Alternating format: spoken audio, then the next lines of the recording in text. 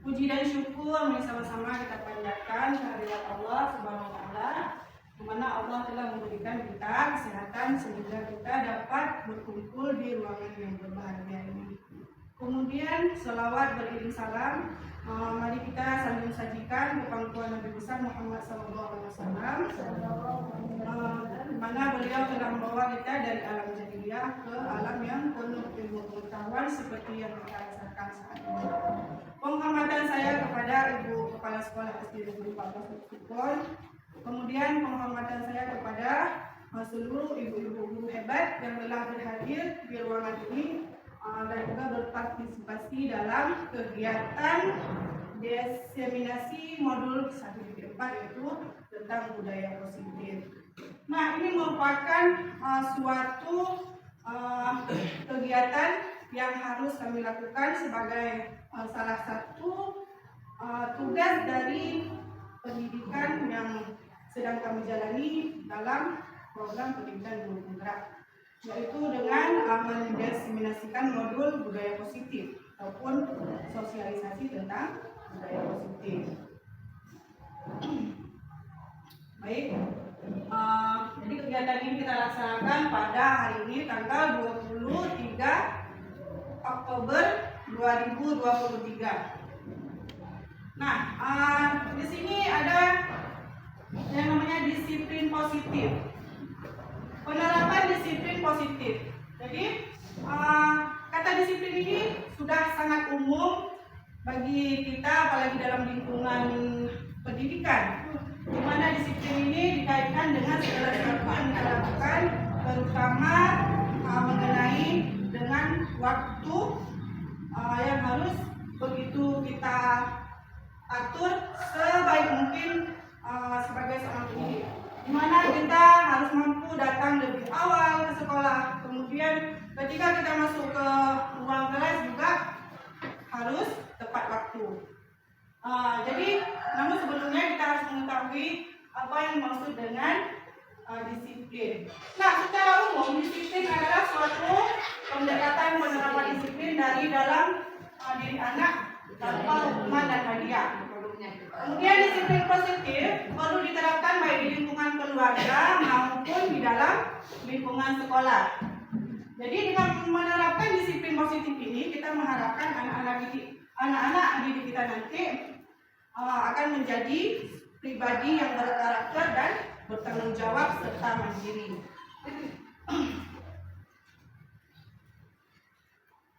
Nah, di sini ada disiplin positif.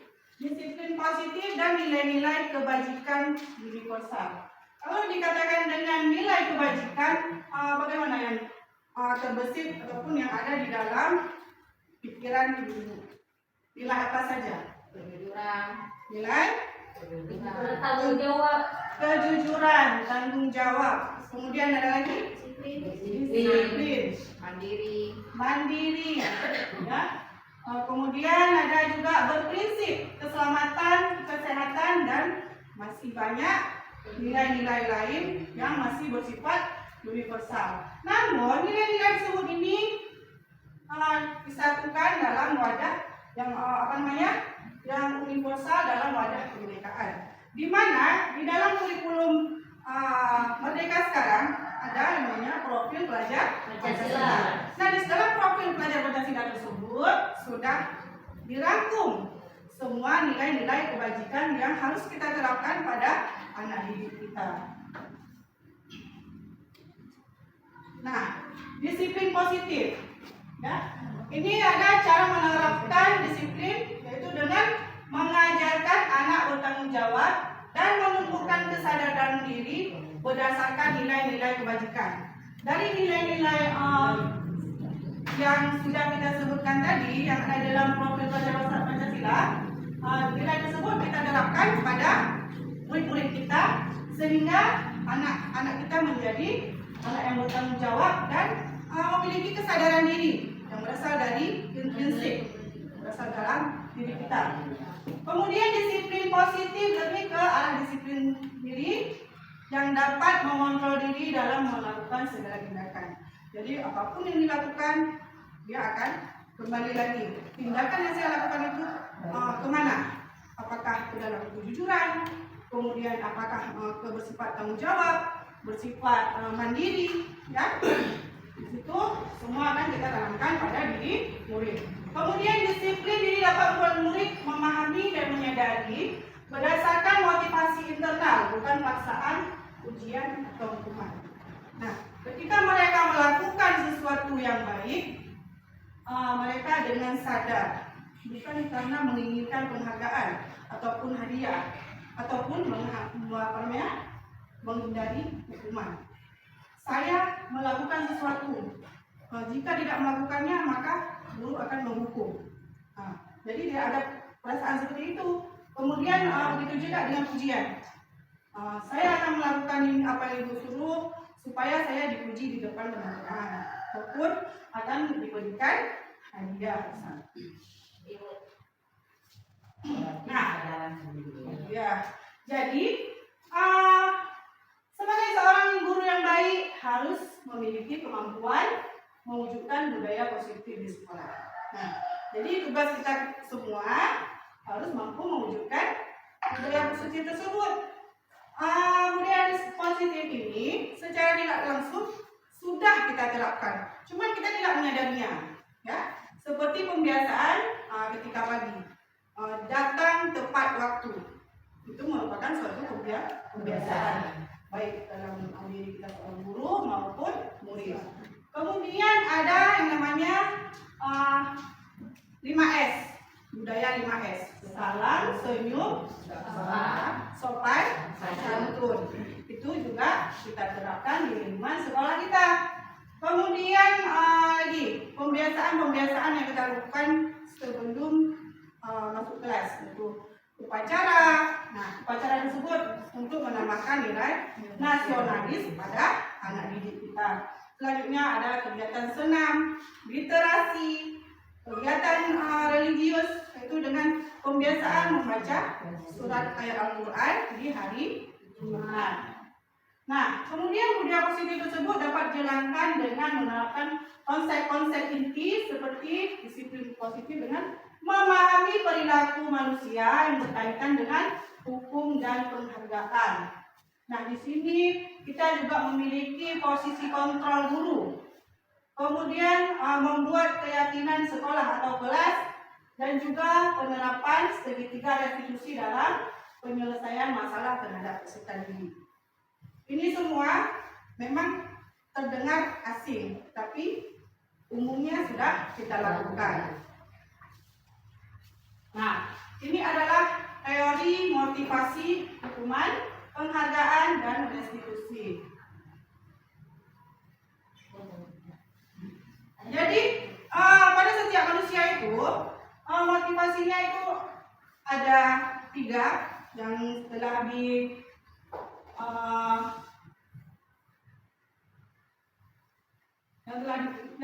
didapatkan oleh ilmuwan, yaitu Boston. Yang pertama, untuk menghindari ketidaknyamanan atau hukuman. Yang kedua, untuk mendapatkan imbalan atau penghargaan dari orang lain. Nah, yang pertama dan kedua ini merupakan suatu motivasi yang bersifat eksternal, karena ada hal pengaruh dari luar. Kemudian yang ketiga, untuk menjadi orang yang mereka inginkan dan menghargai diri sendiri dengan nilai yang mereka percaya. Nah, yang ketiga inilah yang harus kita miliki, di mana motivasi tersebut muncul dalam diri kita sendiri secara secara sadar. Ya, motivasi internal itu merupakan motivasi yang ada pada diri kita. Nah, di dalam menerapkan motivasi ini sebaiknya kita menghindari hukuman dan pemberian penghargaan berlebihan agar meminimalisir motivasi eksternal dalam diri murid. Ketika kita memberikan sesuatu kepada murid, kepada tugas, jangan kita menjanjikan imbalan ataupun penghargaan, karena dengan adanya hal tersebut murid kita akan termotivasi untuk hadiah tersebut. Ya, mengharap. Begitu juga dengan hukuman. Ketika guru membuat tugas A misalnya, dia tidak membuat, ada hukumannya. Ketika kalian tidak membuat tugas dari ibu, maka harus apa? Hukumannya kita berikan. Nah, ini menurut dosen, ya, untuk menghindari ketidaknyamanan atau hukuman ini adalah tingkat terendah dalam motivasi perilaku manusia. Ini merupakan tahap yang paling bawah. Nah, seperti yang kita jelaskan tadi, ketika si anak melakukan sesuatu ataupun kita, misal kita contohkan pagi, peraturannya kita datang lebih awal sesuai dengan waktu yang telah ditentukan. Namun apa motivasi kita?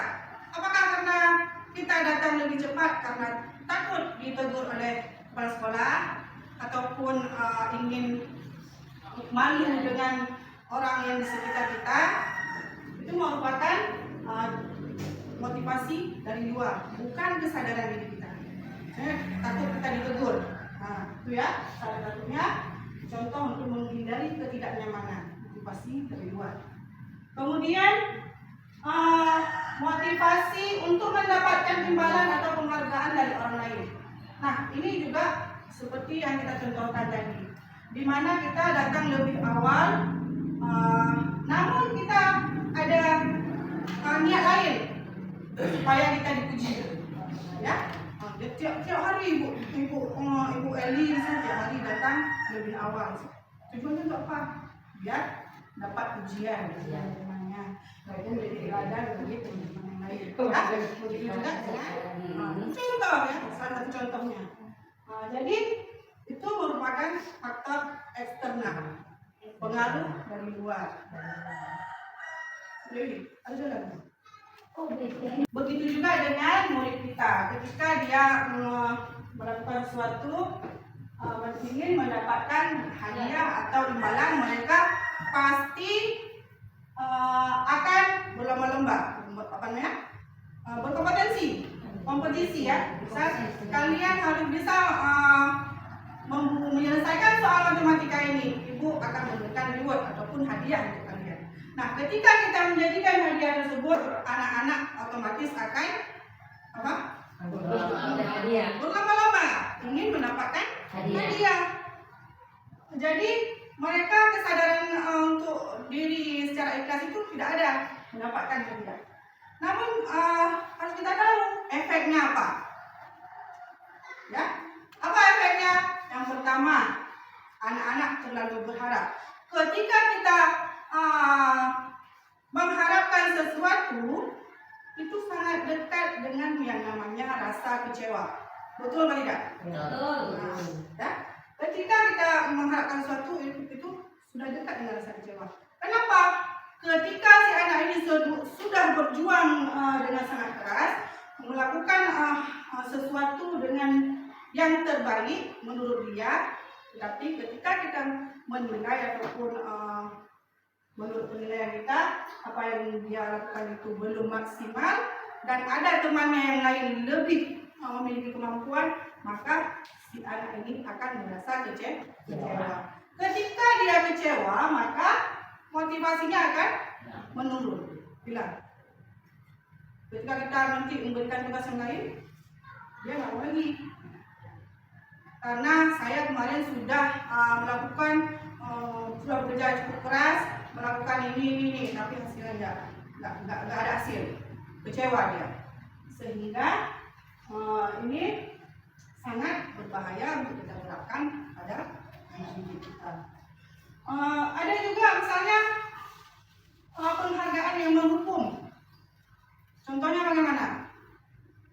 Anak-anak mendapat kita perampingan pada akhir semester.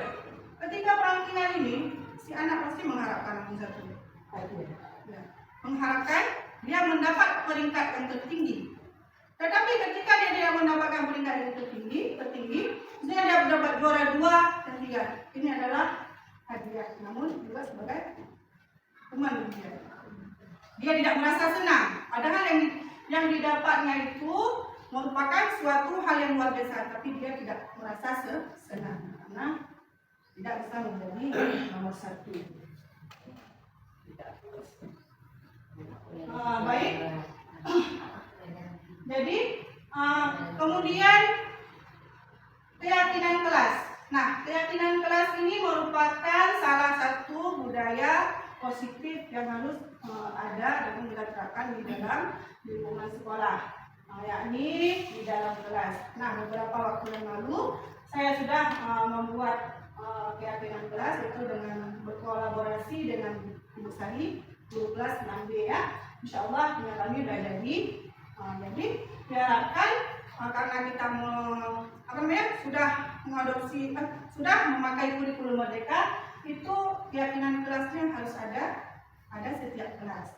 Gunanya untuk apa?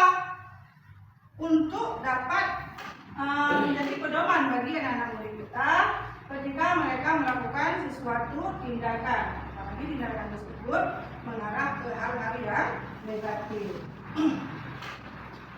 Jadi keyakinan kelas ini merupakan salah satu disiplin positif yang dapat untuk diterapkan dalam membangun budaya positif di lingkungan sekolah. Dengan adanya sebuah keyakinan kelas dalam setiap kelas diharapkan mampu mewujudkan tujuan pendidikan yang lebih berorientasi kepada profil pelajar Pancasila. Nah, keyakinan kelas ini adalah suatu keyakinan yang dibuat berdasarkan kesepakatan kelas yang dibuat bersama guru dan murid. Berbeda dengan tata tertib ataupun peraturan kelas. Peraturan itu mutlak dari kita.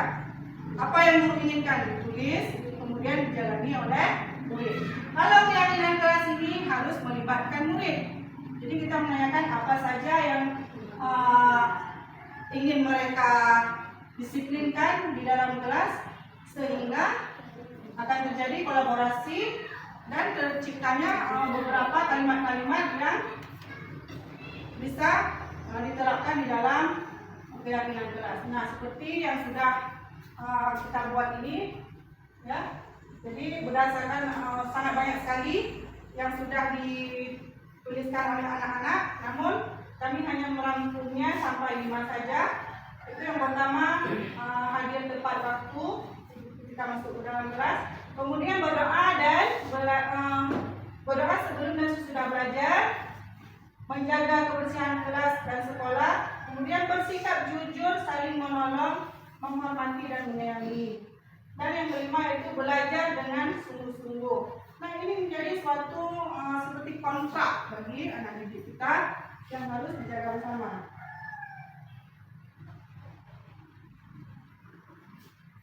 Nah, ini adalah contoh dari keyakinan kelas, ya. Jadi ibu bisa membuat berdasarkan dengan kolaborasi dengan anak-anak, ya. Ini adalah salah satu contohnya.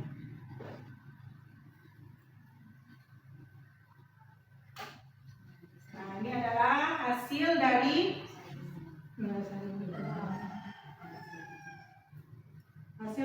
kelas 6B bersama wali kelas dan juga saya sendiri.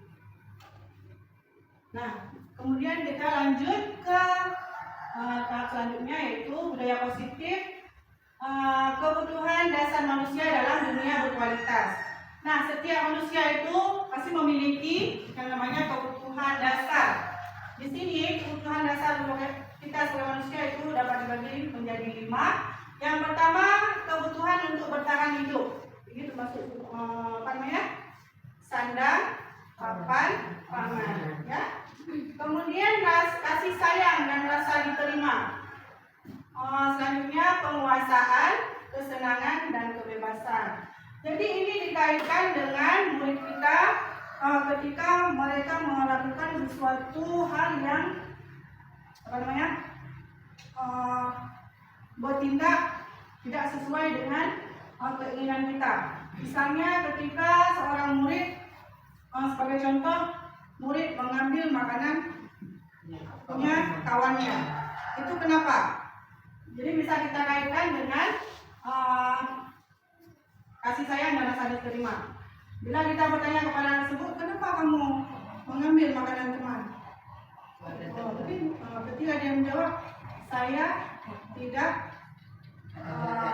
punya jajan ataupun saya tidak diberi bekal dari rumah oleh orang tua sehingga dia punya kawan. Ketika hal tersebut terjadi, kita pasti menanyakan sama dia. Berarti kita sudah memperhatikan dia, apalagi kita sampai dengan menghubungi orang tuanya. Itu adalah salah satu hubungan dasar kasih sayang dan rasa diterima. Kemudian penguasaan juga seperti itu. Kesenangan. Nah, kadang-kadang anak-anak mengambil punya orang itu apa? Senang melihat kawannya menangis ataupun takut kepada dia. Jadi itu masuk ke dalam kesenangan dia. Ya. Kemudian kebebasan. Kebebasan di sini murid lebih ingin berekspresi ataupun melakukan hal-hal yang lebih walaupun sudah ada batasannya. Kemudian posisi kontrol seorang guru. Nah, di dalam budaya positif, posisi kontrol seorang guru ini juga sangat berperan dalam dunia pendidikan. Kita semua di sini punya 5 posisi kontrol, yaitu sebagai penghukum, pembuat merasa bersalah, sebagai teman, pemantau, dan manajer. Nah, dari kelima posisi kontrol guru ini, kira-kira posisi mana yang paling sering kita gunakan? Mana? Penghukum ya. Karena kita masih kurang pemahaman tentang posisi kontrol dari tersebut. Nah, ketika kita menghukum murid kita, kira-kira apa yang terjadi pada mereka? Perasaannya bagaimana? Sakit hati, Sakit hati, marah, ya, bahkan mendendam terhadap gurunya. Muncul sifat-sifat yang negatif, ya, dari dalam diri murid. Ketika kita menghukum, kita mengharapkan supaya dia berubah. Jangan lakukan itu, ya. Kalau lakukan misalnya membuat kesalahan, nanti harus di lapangan, hormat bendera atau apa, sehingga dia menimbulkan efek malu. Efek malu ini marah sama murid, sama gurunya, ya. Kemudian merasa bersalah juga seperti itu. Teman dan pemantau akan kita jelaskan secara rinci, ya. Nah, sebagai seorang penghukum ini bisa menggunakan hukuman fisik ataupun verbal. Ini mungkin untuk saat ini sudah sangat jarang, bahkan tidak ada terjadi lagi, ya. Nah, orang yang menjalankan posisi penghukum senantiasa mengatakan bahwa sekolah memerlukan sistem atau alat yang dapat lebih menekan murid lebih dalam lagi. Guru biasanya yang menerapkan posisi penghukum ini akan berkata, patuhilah aturan saya, atau awas, kamu selalu ada salah. Nah, kita akan mengeluarkan kata-kata seperti itu pada murid, ya. Selalu pasti selalu yang terakhir selesai. Itu ketika mereka tidak tepat waktu melakukan tugas. Nah, ini adalah ciri khas penghukum. Biasanya menggunakan nada yang tinggi. Kemudian bahasa tubuh kita kurang baik, ya. Sehingga lebih contohnya dengan mata yang jari menunjuk menghati. Ini lebih ke sifat kasar, ya. Nah, jadi diharapkan hal tersebut dapat dihindari dalam sebagai pendidik, ya. Kemudian pembuat rasa bersalah. Nah, pada posisi ini biasanya guru atau orang tua akan bersuara lebih lembut. Nah, pembuat rasa bersalah. Pembuat rasa bersalah akan menggunakan keheningan yang membuat orang lain merasa tidak nyaman, bersalah ataupun rendah diri. Contohnya, kalimat kita, ibu saya kecewa sekali sama kamu. Nah, misalnya, berapa kali ibu harus memberitahu kamu, ya? Suara kita pelan, lembut, tapi ini kan mental dia itu, ya. Ibu sangat kecewa sekali dengan kamu. Berapa kali ibu harus memberitahu kamu? Gimana ya? Coba kalau apalagi kalau orang tua kamu tahu kalau kamu kelakuan kamu seperti ini, begini, akan timbul rasa bersalah pada diri anak. Mengecap dirinya bersalah. Ini nada suara memelas, halus, sedih, bahasa tubuh berambat kepada anak dan lesu. Namun efeknya ini juga sangat negatif bagi anak. Selanjutnya yaitu posisi teman. Nah, guru di sini dapat memposisikan kontrol sebagai teman. Guru pada posisi ini tidak akan menyakiti murid, namun akan tetap berupaya mengontrol murid melalui pendekatan persuasif. Misalnya dengan menggunakan, ayo bantulah demi bapak ya, ataupun demi ibu ya. Ayo ingat tidak bantuan ibu selama ini kita mengungkit sebagai kawan. Tolonglah ibu, tolong lakukan apa yang ibu suruh. Kalian nggak sayang sama ibu, seperti itu. Kita seolah-olah menjadikan dia sebagai teman.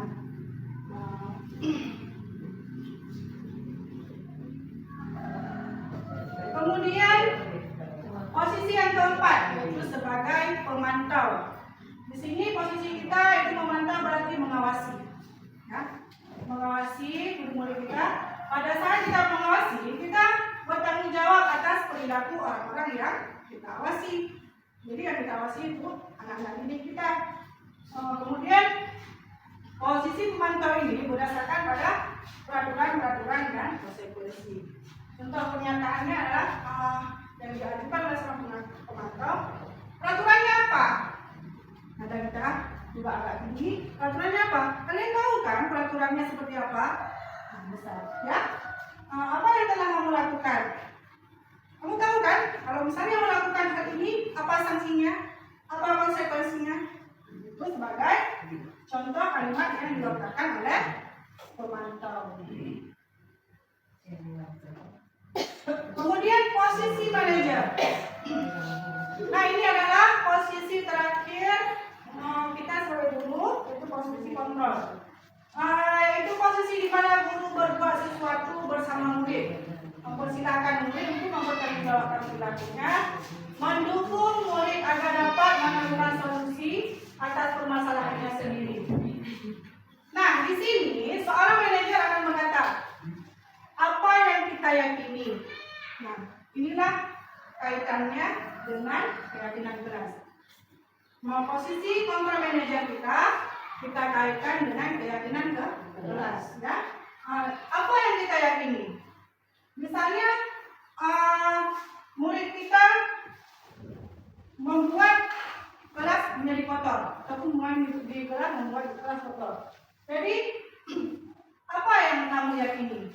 Di sini ada di poin 3, menjaga kebersihan kelas dan sekolah. Ini siapa yang buatnya? Ibu atau kalian? Kesepakatan kita bersama, Bu. Jadi berdasarkan ini, apa jika kamu meyakininya, apa kamu bersedia memperbaikinya? Nah, ketika kita menanyakan tersebut, anak-anak itu akan berinisiatif untuk memperbaiki hal tersebut. Jadi apa rencana kalian agar lokal kalian bersih? Saya akan membersihkannya, kemudian akan menjaga kelas kita agar tidak kotor lagi. Nah, jadi posisi manajer inilah yang diharapkan ada pada identitas seorang guru, bukan sebagai penghukum, ya, tidak membuat rasa bersalah, kemudian apalagi sebagai teman, ya. Ini yang lebih diutamakan sebagai manajer. Jadi sebagai manajer, posisi manajer mengacu pada restitusi yang dapat menjadikan menjadikan murid sebagai manajer bagi dirinya sendiri, sehingga tercipta identitas positif berhasil pada diri murid. Di sini kita akan menyadarkan murid kita berdasarkan dari penerapan segitiga restitusi. Nah, penerapan segitiga restitusi dalam penyelesaian masalah. Guru yang berperan sebagai manajer menggunakan segitiga restitusi dalam penyelesaian masalah melalui 3 tahap. Yang pertama itu menstabilkan identitas, kemudian memvalidasi tindakan yang salah dan menanyakan keyakinan. Tujuannya untuk apa? Yaitu menghasilkan murid yang mandiri dan bertanggung jawab. Nah, ini adalah gambar dari segitiga restitusi. Nah, jadi ketika kita posisikan sebagai manajer, maka ini akan terbentuk segitiga restitusi. Di mana yang pertama adalah dengan menstabilkan identitas. Kita akan mengatakan kepada murid kita, setiap orang pasti pernah melakukan kesalahan. Kemudian validasi tindakan yang salah. Ketika si murid melakukan kesalahan itu, yakinlah bahwa mereka itu pasti punya alasan, ya. Kemudian setelah menanyakan alasan, baru kita menanyakan keyakinan kelas yang telah kita sepakati. Kamu kira-kira ingin menjadi orang seperti apa?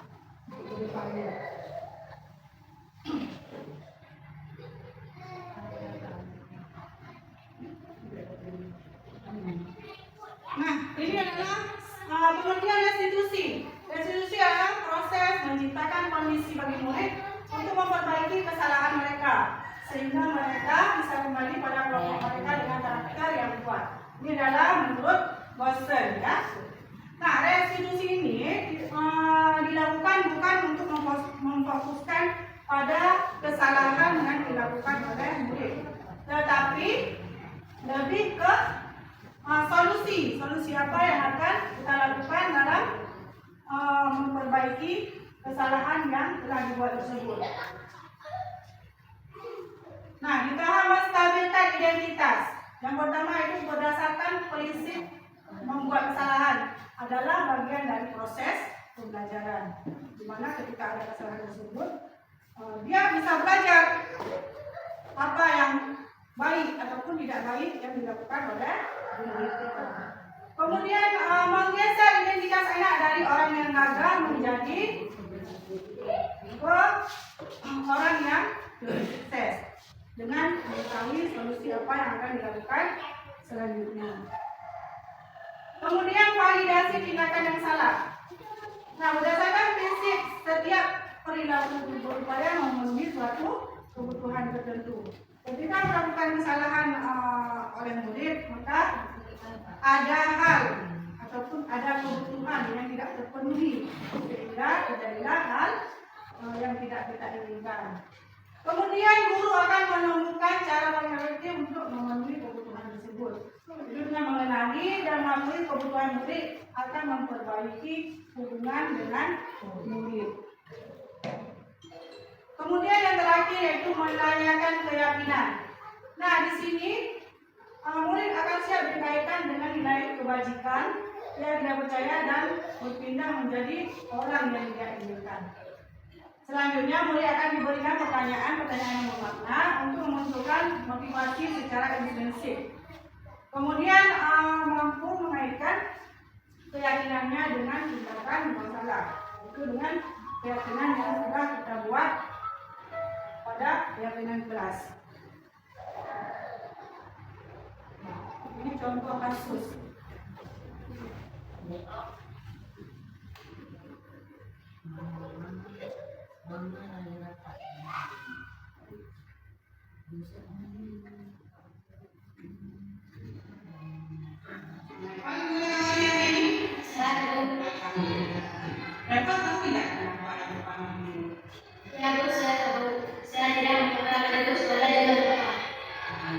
Jadi kalau Reka itu adalah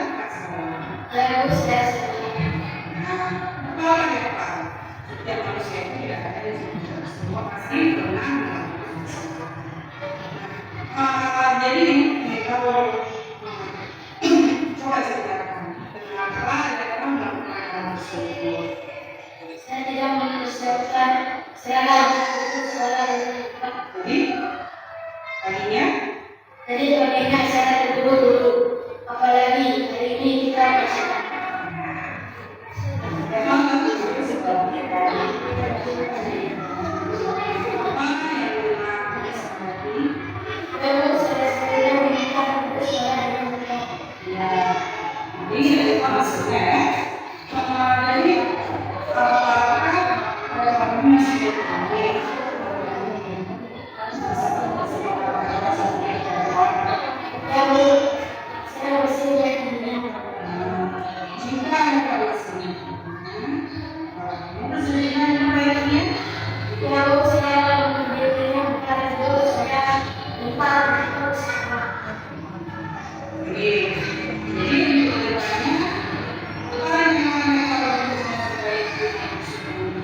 saya akan mempersiapkan seragam dan atribut agar semua sadar betul.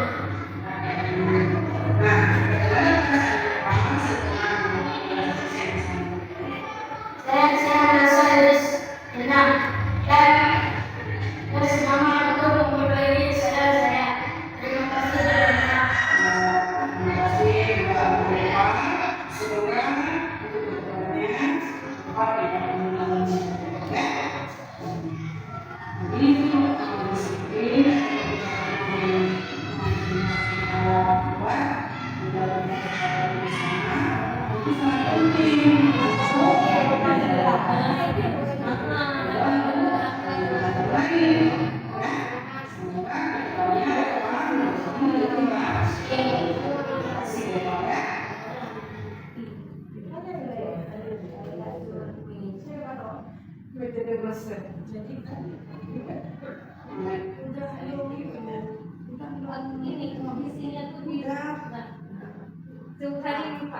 Jadi kan ini adalah kasus yang nyata ya. Coba perhatikan si Reva ini. Apa yang kurang dari dia? Pasti nggak ada. Kelengkapan seragamnya nggak ada. Kelengkapan seragam ya, atribut sekolah. Ini merupakan salah satu jenis apa namanya? Pelanggaran yang dilakukan oleh si Reva. Ketika kita menanyakan kepada dia, tahu kenapa Reva saya panggil? Tahu Bu? Apa? Dia sadar, menyadari bahwa dia melakukan kesalahan. Itulah di menstabilkan identitas, ya. Apa kesalahan kira-kira yang melakukan? Tidak memakai atribut sekolah dengan lengkap.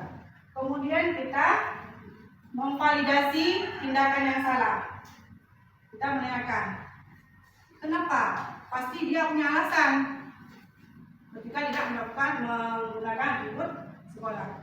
Dia menjelaskan bahwa ketika malam dia tidak mempersiapkan seragam dan atributnya, sehingga ketika pagi dia sudah terburu-buru, tidak tahu dasinya kemana, kemudian topinya kemana, ya, sehingga itu menjadi suatu alasan bagi dia untuk melakukan kesalahan. Nah, di situ kita akan memvalidasi tindakan yang salah. Kemudian menanyakan keyakinan. Nah, ketika Reva melakukan hal tersebut, kira-kira keyakinan apa yang sudah kita sepakati ataupun kita langgar? Maka dia menjawab tidak menggunakan atribut lengkap sesuai dengan peraturan sekolah. Jadi dia sadar dengan sendirinya. Kemudian setelah dia sadar atas kesalahan tersebut, kita akan menanyakan. Jadi untuk kedepannya apa yang akan dia lakukan dan Reva lakukan untuk memperbaiki hal tersebut. Jadi solusinya adalah saya akan menyiapkan atribut lebih awal di malam hari, sehingga ketika paginya tidak terburu-buru lagi ataupun kacir-kacir ketika mencari seragam dan atribut sekolahnya, sehingga akan menjadi siswa yang lebih lebih mandiri dan disiplin dalam berpakaian, dan juga disiplin untuk datang tepat waktu. Nah, itu adalah salah satu contoh kasus kita.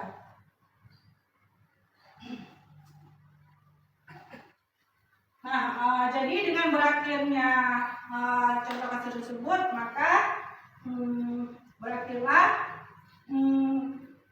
sosialisasi tentang budaya positif yang kita lakukan di SD Negeri 14 Syukur. Jadi dapat kita simpulkan bahwa budaya positif ini sangat dianjurkan ataupun memang harus kita terapkan di sekolah. Namun hal tersebut tidak tercapai dengan sendirinya. Itu terutama kita harus adanya kolaborasi, pertama dengan kepala sekolah, kemudian dengan guru-guru semua yang disebut. Nah,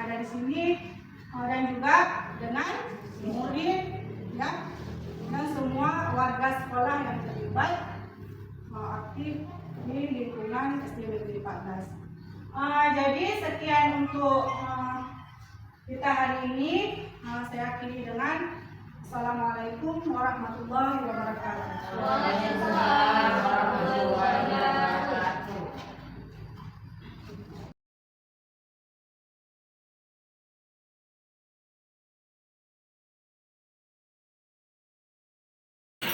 Assalamualaikum warahmatullahi wabarakatuh.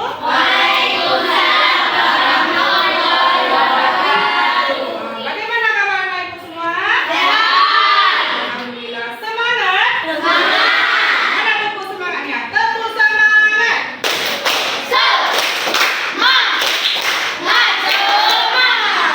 Ya, baik. Hari ini kita akan membuat suatu kegiatan di mana kegiatan tersebut merupakan salah satu dari budaya positif yang ada di sekolah kita, yaitu dengan membuat keyakinan kelas. Nah, kalian sudah pernah membuat keyakinan kelas? Sudah? Baik.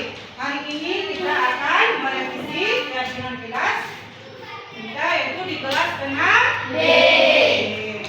Nah, sebelumnya kita harus tahu dulu apa itu keyakinan kelas. Nah, keyakinan kelas itu merupakan salah satu disiplin positif yang dapat untuk diterapkan dalam membangun budaya positif di lingkungan sekolah. Nah, dengan adanya sebuah keyakinan kelas dalam setiap kelas, diharapkan anak-anak ini mampu mewujudkan tujuan dan pendidikan yang lebih berorientasi berdasarkan dari profil pelajar Pancasila. Kemudian selanjutnya, tujuan keyakinan kelas kita. Apa tujuannya? Membentuk karakter yang positif pada anak melalui kebiasaan positif, kemudian perilaku positif, serta keteladanan dari seluruh warga sekolah. Kemudian juga menumbuhkan adanya semangat belajar pada kalian. Jadi di sini tingkah laku, unsur kata, sopan santun, kemudian tanggung jawab, mandiri, ya. Ini merupakan beberapa kebiasaan yang harus kita lakukan di sekolah. Nah, sekolah kita punya aturan kan? Punya. Contohnya apa? Hadir tepat waktu. Apa lagi? Itu keyakinan kelas. Ini peraturan sekolah. Apa? Memakai apa? Seragam sekolah sesuai dengan aturan. Kemudian apa lagi? Apa? Iya, membuang sampah pada tempatnya. Baik, itu merupakan beberapa aturan yang ada di sekolah. Makan dulu. Kemudian Anu putih ya. Kata pintu nih. Kata pintu mak. aturan tersebut, Kata pintu mak. maka Ada pintu pintu. memang ataupun dapat kita buat menjadi suatu keyakinan berdasarkan dari aturan sekolah, maka lahirlah keyakinan kelas. Nah, keyakinan kelas ini ya merupakan hasil kolaborasi dan juga hasil diskusi antara guru dan murid. Jadi antara ibu dan anak-anak ibu semua. Nah, nanti kita ambil beberapa kalimat yang bisa kita jadikan keyakinan kelas. Di situ kita buat kesepakatan, kemudian kita tulis dan kita jalankan. Sehingga dari keyakinan kelas tersebut kita menjadi apa? Disiplin dan bertanggung jawab. Wah. Disiplin dan bertanggung jawab. Ya. Nah, ini adalah contoh keyakinan kelas. Nanti kita akan membuat dalam bentuk seperti ini. Nah, Baik, Ibu akan membagi kalian kertas ya. Di sini nanti kalian akan menuliskan kalimat-kalimat yang cocok untuk kita gunakan sebagai keyakinan kelas kita. Ya, jadi sebelum Ibu bagikan ini, terlebih dahulu Ibu ingin menanyakan beberapa contoh kalimat keyakinan kelas menurut kalian. Apa saja? Siapa? Siapa yang bisa? Apa? Ada? Yang bisa suaranya apa? Ayo. Coba terus apa? Berdoa sebelum dan sesudah Iya, berdoa sebelum dan sesudah belajar. Ini apa lagi? hadir tepat waktu. Jaga kebersihan kelas dan sekolah. Kemudian ada yang lain? Apa? Ya, boleh. Jadi sekarang Ibu akan memberikan kertas ini satu persatu. Kalian tulis kalimat yang kira-kira dapat kita jadikan keyakinan kelas. Kemudian kita akan menempelnya di papan. Ya.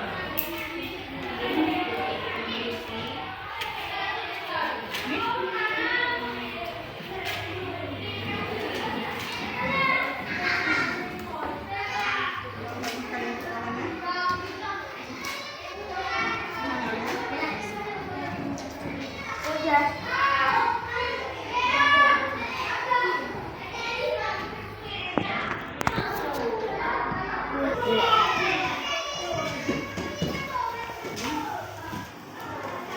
Silakan kalian tulis di kertas ini apa yang menjadi keyakinan kelas kalian.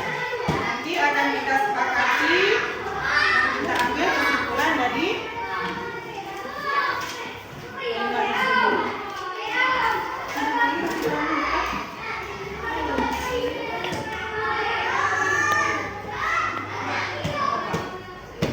Udah, silakan diisi. Ibu kasih waktu 5 menit lah.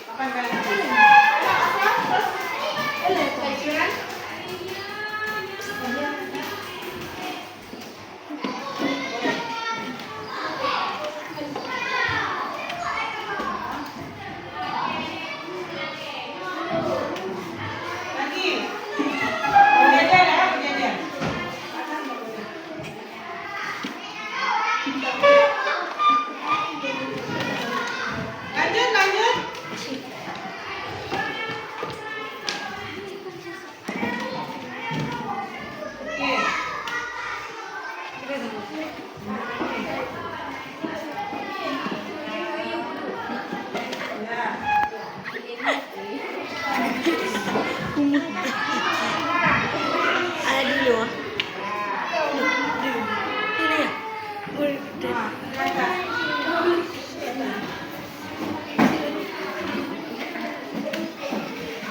Ini ya.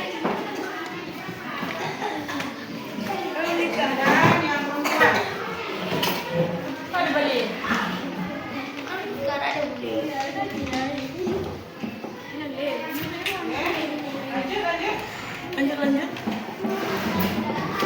Jangan pucat dong.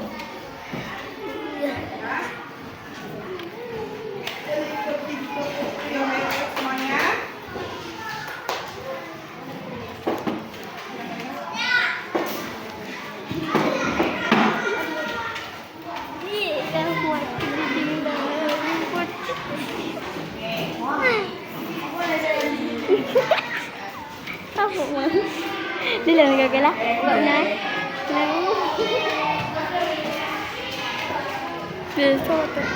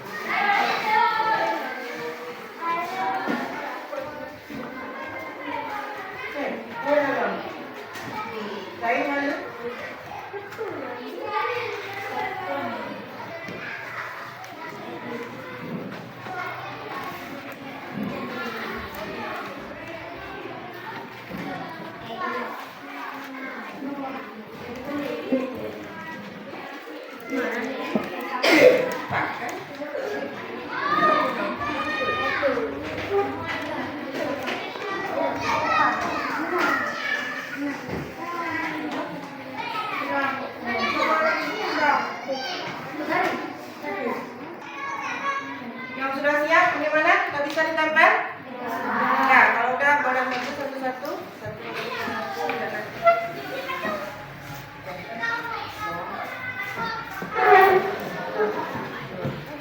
Lanjut.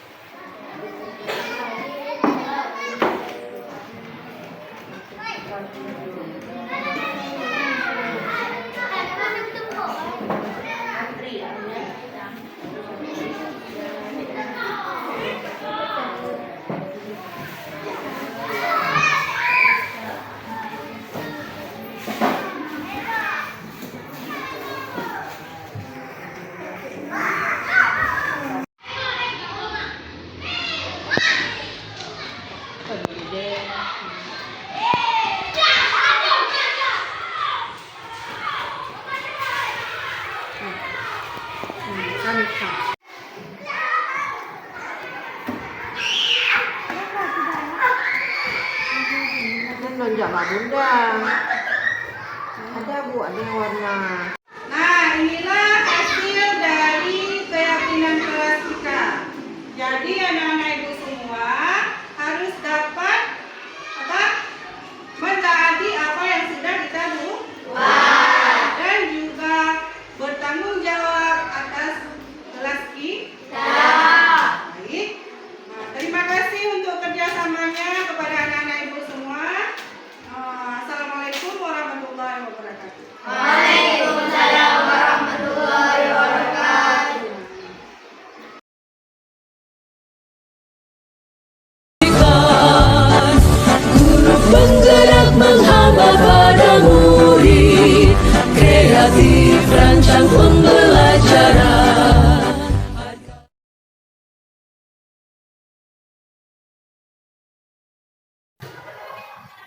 Reva gimana kabarnya hari ini? Sehat, Bu. Alhamdulillah.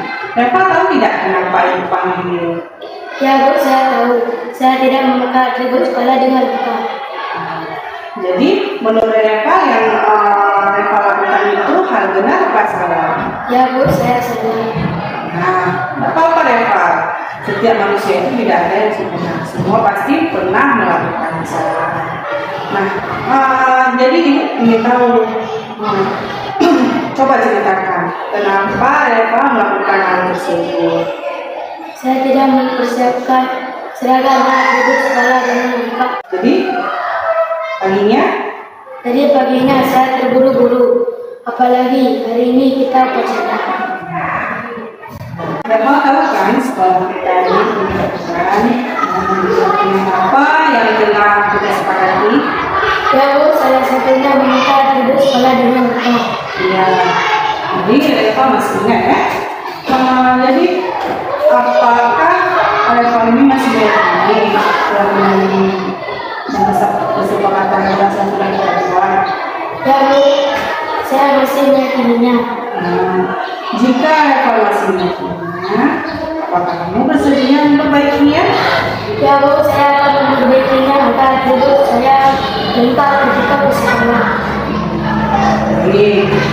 Jadi untuk kedepannya, apa rencana Reva untuk memperbaiki hal tersebut? Saya akan mempersiapkan seragam dan atribut sekolah agar paginya saya tidak terburu-buru lagi. Nah, bagaimana perasaan Reva setelah melakukan sesi bersama? Saya merasa lebih tenang dan semangat untuk memperbaiki kesalahan saya. Terima kasih banyak. Terima kasih juga untuk Reva. Semoga untuk kedepannya Reva tidak mengulangi ya. Jadi itu disiplin atau kebijakan yang sudah kita buat, sudah kita sepakati bersama, itu sangat penting untuk kita jalankan.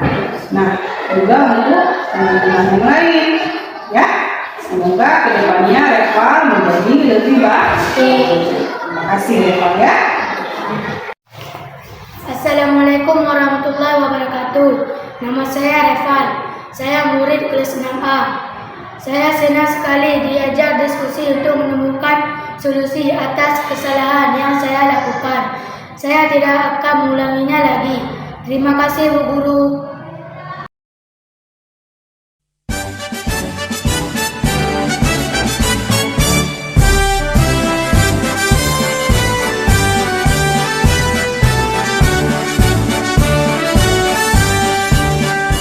Bulatkan tekad, kuatkan hati. Negeri ini memanggilmu kawan. Belajar bergerak berbagi untuk negeri. Guru penggerak majukan pendidikan. Guru penggerak menghamba pada murid. Kreatif rancang pembelajaran. Hargai potensi, tingkatkan prestasi. Lahirkan profil pelajar Pancasila. Belajar bergerak berbagi untuk negeri. Kita menjalin kolaborasi. Belajar bergerak berbagi untuk negeri. Demi bakti pada